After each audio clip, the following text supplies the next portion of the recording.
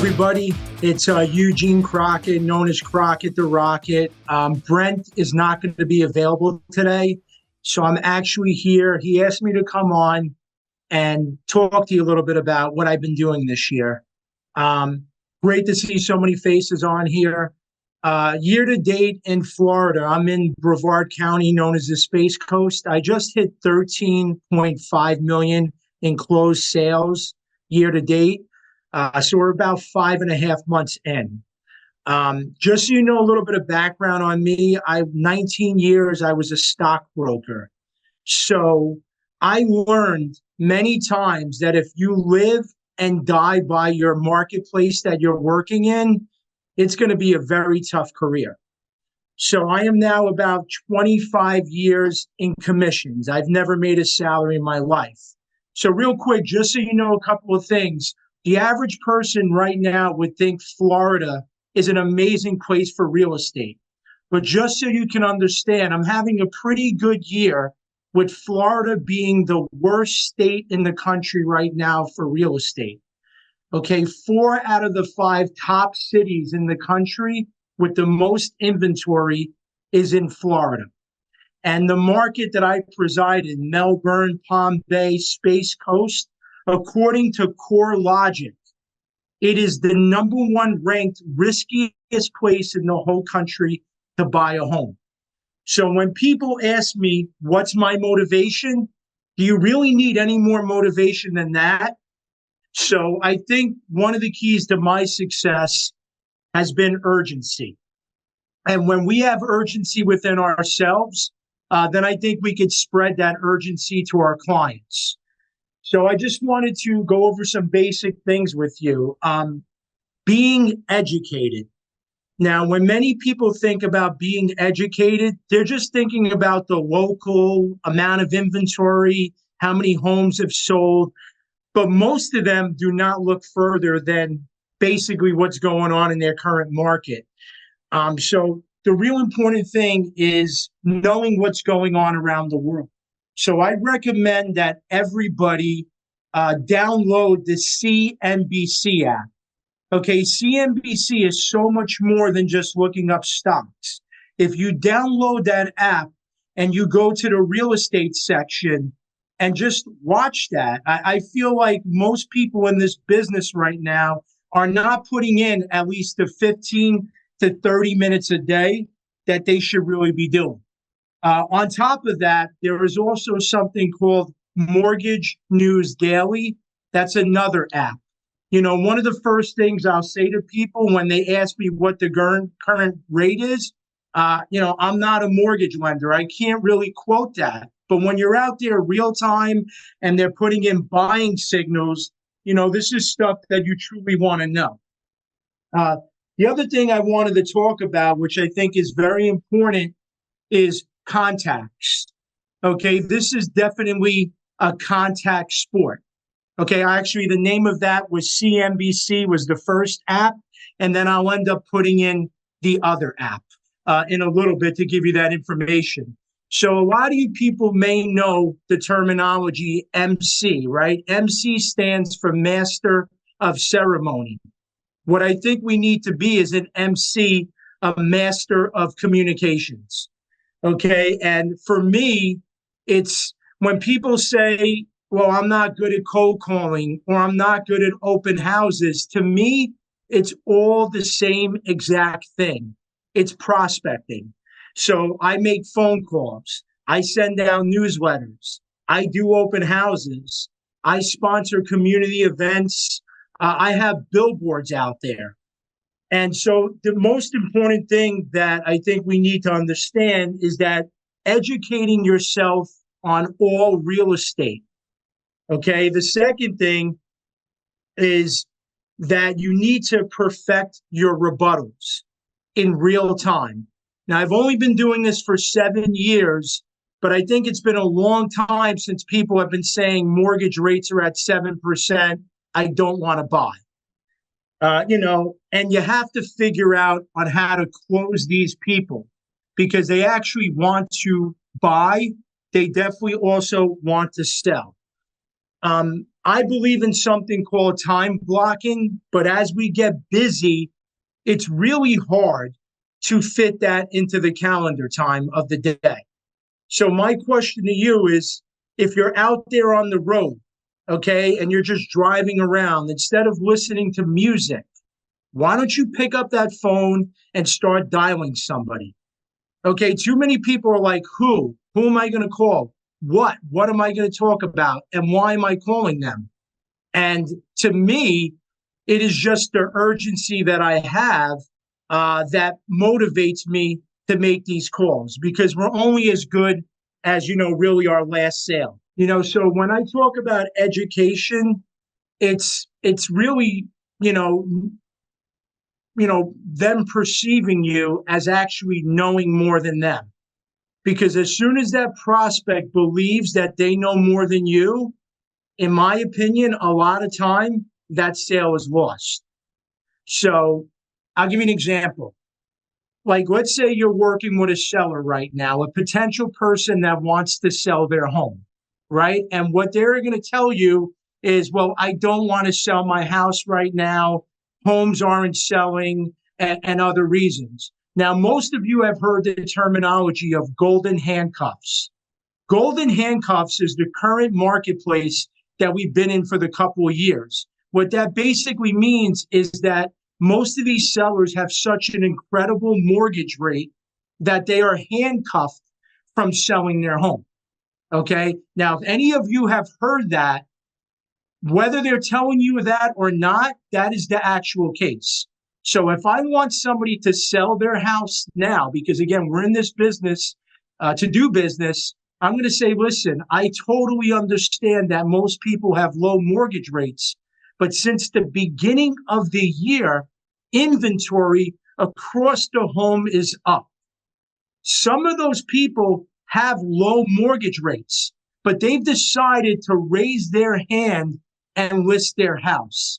My concern is if rates start to come down a little bit, and we've already started seeing people putting their house up for sale, you are going to see a ton more of people putting their homes up for sale.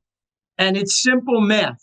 When a buyer has more to choose from, they dictate the price, not you. So that's one of the things I would say to people when I'm trying to get a seller to actually sell their property. Another thing is, about 6 months ago, I heard so many people say, oh, I'm just going to list. I'm just going to work with sellers because, it's too expensive to buy a home. The reality is those same real estate agents, none of them are saying that right now. They're all saying that their homes are not selling. I can't get it sold. So I think part of my success comes from doing the little things. Okay. Instead of doing a 2-hour open house, do a 4-hour open house. Okay. Your homes aren't selling. Do an open house in the middle of the week. Okay. The little things to me matter. When I do an open house on Saturday or Sunday or whatever day it is, I'm putting up my signs 6 a.m. in the morning. I'm not putting them up at 11:50 right before the open house starts. And the reason why I do that is it only takes one. Maybe that person driving around at 7 a.m. or walking in the morning, that's my buyer. So, those are some of the things that I've done. And this year, really, the sales that I've had more than anything is an effect, right? The sales are the effect. What's the cause? Just doing all of those little things is really the cause, and this ultimately ends up being the effect. Now, I'm not here to say anything personally at anybody to you, but I've been at EXP for about 3.5 years, and I am having the most success in my whole career, stockbroker and real estate right now. And I would love to say it's all EXP, but around 3.5 years ago, I started getting my butt back in the gym.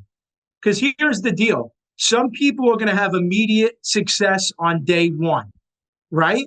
But it's not how you start, it's how you finish in real estate.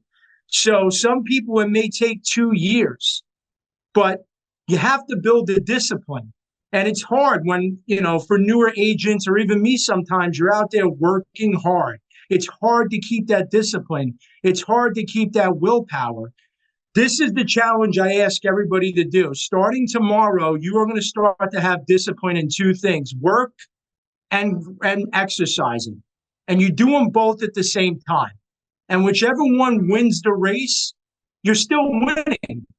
You are still winning regardless of which one wins the race for you.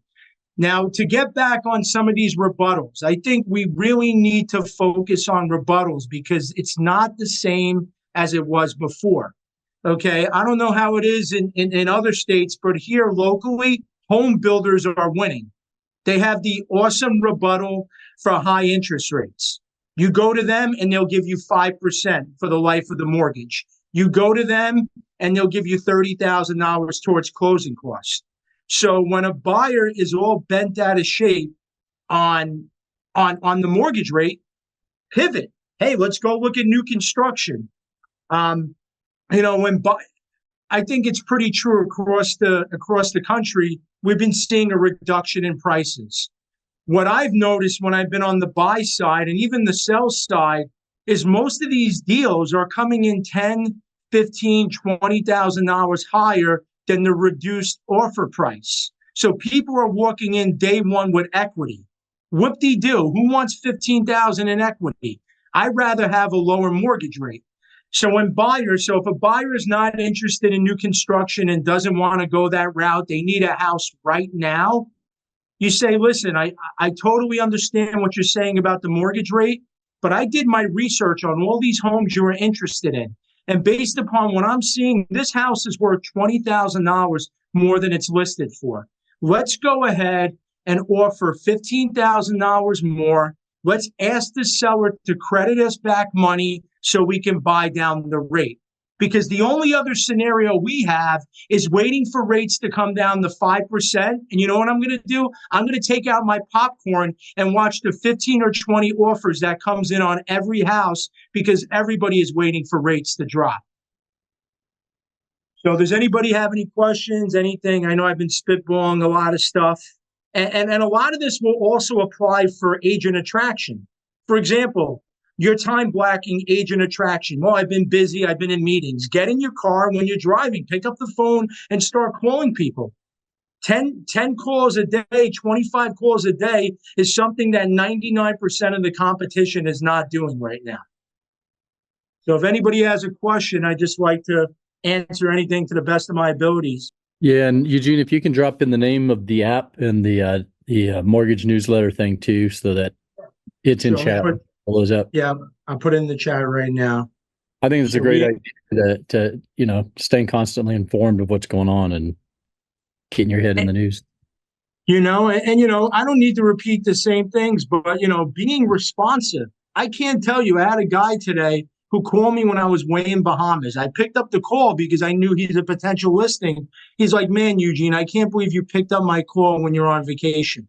And I'm not saying that you do that. I did that to get perception. It was a time when I wasn't with my family. I had 5 minutes. I answered the phone. It's all right. So I put in Mortgage News Daily and then CNBC app. So here's one of the interesting things. When I was a stockbroker for many years, all I did was sell intangibles. Here's the interesting thing. Real estate is tangible. But when it comes to buyers and sellers, their conversation with us is almost always about the intangibles, right? Buyers are talking about future prices and future mortgage rates, but they're not talking about something that is actually going on right now. So in essence, it becomes an intangible because it's not happening right now. We cannot control these intangibles, but I think once you accomplish answering those rebuttals or knowing what they're going to say with mortgage rates, whether it's a buyer or seller. And look, I know some of you have, you don't need to hear open houses and things like that. But for some of the newer agents out there or some agents that are really trying to step it up this year, for sale by owners are wide open, right? For so many years, they've been getting stigma, but in about 45 days, every seller is technically becoming a for sale by owner, right? We're going to have to negotiate our commission. So when we talk about low inventory, which we've had in the past. 2 years ago, inventory was low. What I did was I actually helped my community by going after that for sale by owner, getting them to list, and actually creating real inventory. And when you do that, you actually have a new client that can compound, potentially doing more referrals with you and more business with you. So yeah, I just want to see if anybody had any questions about anything. I checked today. I started in August of 2017, and I just hit under 92 million in sales since I started. This is an average market where the average home is around $350,000 to $400,000.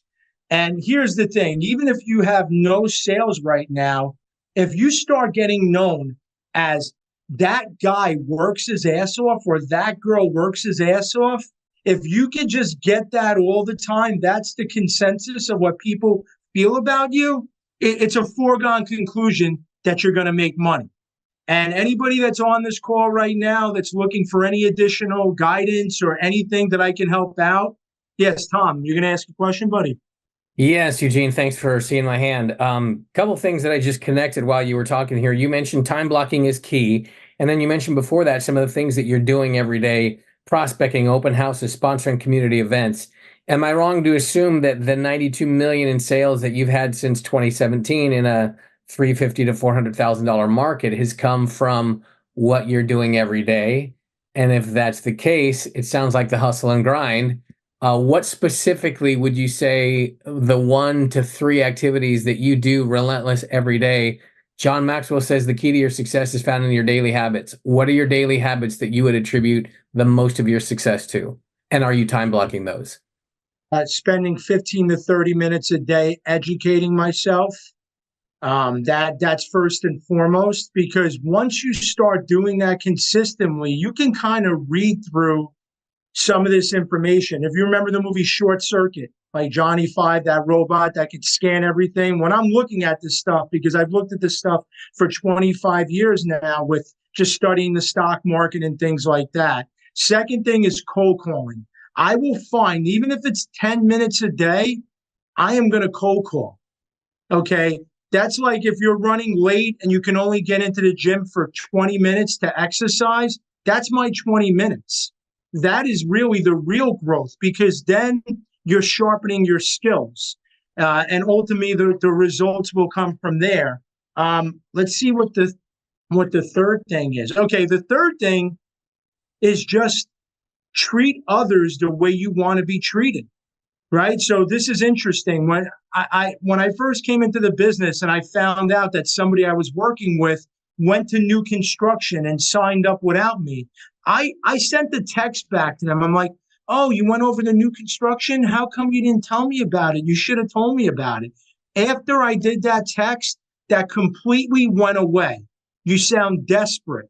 So if you're a desperate person every day, fine. But if you're not, then just treat others the way nobody owes you anything. And one of the keys to my success, I think, has been coming from a point of giving to people rather than give me. What can I give to you? Oh, yeah.